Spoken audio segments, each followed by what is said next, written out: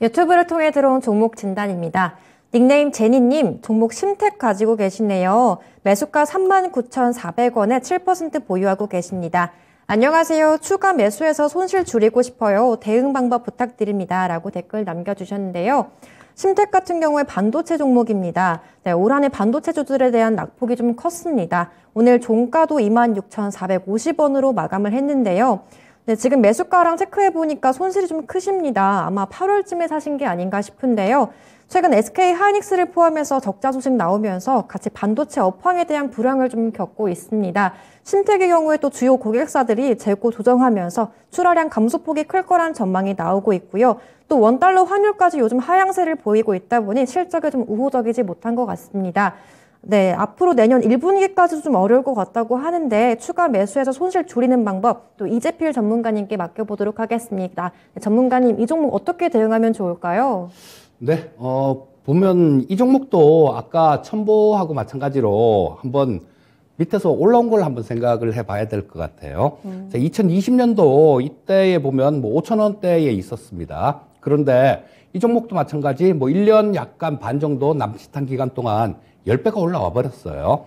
자, 뭐 이 텐베거가 니시베 이름은 아니죠. 자주 나오는 것도 아닙니다. 종목들이 그렇게 많지도 않아요. 나오는 종목들이. 그런데 이 58,300원을 이게 이미 10배가 나온 상태입니다. 자, 그런데 여기서 조금 조정받았다고 뭐 약간 뭐 그냥 눌림목 정도 그 정도 조정을 받고 가리라고 생각하면 그건 굉장히 순진한 그런 생각이죠. 자, 그래서 뭐 지금 같은 경우는 거의 뭐 저 찍었던 가격보다 고점에서 반토막 이상 떨어진 그런 모습입니다. 자, 근데 하지만 아직도 지금 뭐 이게 3월 21일 날 고점을 찍었어요. 3월 달에 고점을 찍었으니까 그래봤자 이제 조정받기 시작한 지 9달 남짓밖에 안 됐다라는 겁니다. 거기다가 반도체 업황들 뭐 이런 것들 그렇게 좋지가 않죠. 뭐 이게 뭐 DDR5 때문에 그렇게 좀 많이 급등하는 모습이 나왔었는데요. 그거는 벌써 작년, 재작년에 나왔던 얘기들이니까 지금 주가에는 다 반영되고 다 녹아있는 그런 부분이다라고 보셔야 될 것 같고요. 자, 지금 현재 상태에서는 반도체 업황 전체적으로 좀 회복되는 그런 움직임이 나와야 될 것 같아요. 자, 그런데 뭐, 지금 봐서는 그렇게 뭐 오늘 내일 당장 이렇게 반도체 업황이 좋아질 것 같진 않고요. 하지만 그나마 좀 위안되는 부분들은 있습니다. 뭐냐 하면 지금 뭐 이 삼성전자나 이런 쪽들 같은 경우는 거의 뭐 실적 부분들이 하이닉스는 4분기에 적자 날 거다 이렇게 얘기를 하고 있고요. 마이크론도 마찬가지 그런 상태고 좋은 얘기가 하나도 안 나와요. 자, 반도체 업황 슈퍼사이클이다라는 그런 얘기들을 막 하고 그랬을 때 그때 삼성전자가 고점을 찍었습니다. 자, 그런데 지금 요즘 같은 경우는 된다 하는 사람들이 거의 없어요. 다들 안 된다, 안 된다, 죽겠다, 죽겠다. 뭐 이건 뭐 되겠냐 이런 얘기들을 하고 있습니다. 이런 얘기인 즉슨 이 가격 자체는 바닥권에 가까워졌다라고 해석을 하는 게 맞고요. 자, 뭐 이 반도체 업황이 그냥 바로 돌아 나오진 않더라도 이런 부분들을 좀 안 좋다라는 거 그런 부분들도 현재 주가는 어느 정도 반영을 하고 움직이는 거니까요. 자, 뭐 그렇게 크게 가격 조정이 크게 나올 것 같진 않아요. 뭐 대부분 종목들이 마찬가지입니다. 자, 그렇다면 이 심택도 마찬가지로 좀 옆으로 이렇게 좀 횡보를 하거나 왔다 갔다 하면서 등락을 하면서 시간은 좀 필요할 것 같아요. 아무래도 심택 같은 종목들도 본격적으로 올라오려면 내년 상반기는 좀 지나야 되지 않을까 싶은 생각이 드는데요.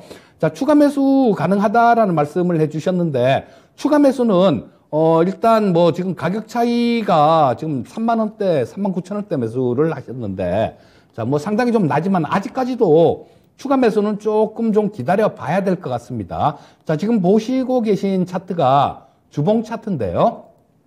자, 주봉상에서 거의 지지선 자체가 거의 없습니다. 지지선이라고 해봤자 설정할 수 있는 게 이쪽에서 옆으로 굉장히 많이 오랫동안 횡보했던 자리, 그 정도 자리로 볼 수 있는데요. 그 가격은 뭐 2만 한 1,000원 약간 위에 정도 그쯤 선이거든요.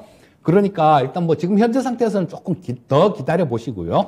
자, 2만 1,000원 근처 정도까지 떨어진다라면 그때는 추가 매수가 가능할 것 같습니다. 현재 상태에서 조금 기다리셨다가요. 2만 1,000원 근처에서 추가 매수는 하는 걸 권유드리겠습니다.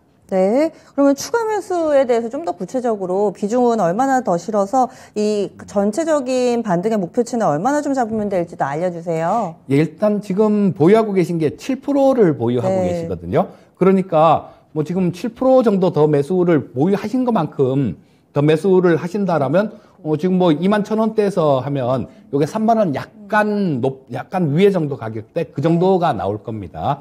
자, 그 정도 가격대는 일단 뭐 충분히 좀 반도체 업황이 조금만 회복이 된다라면 충분히 금방 올라올 수 있는 그런 가격대니까요.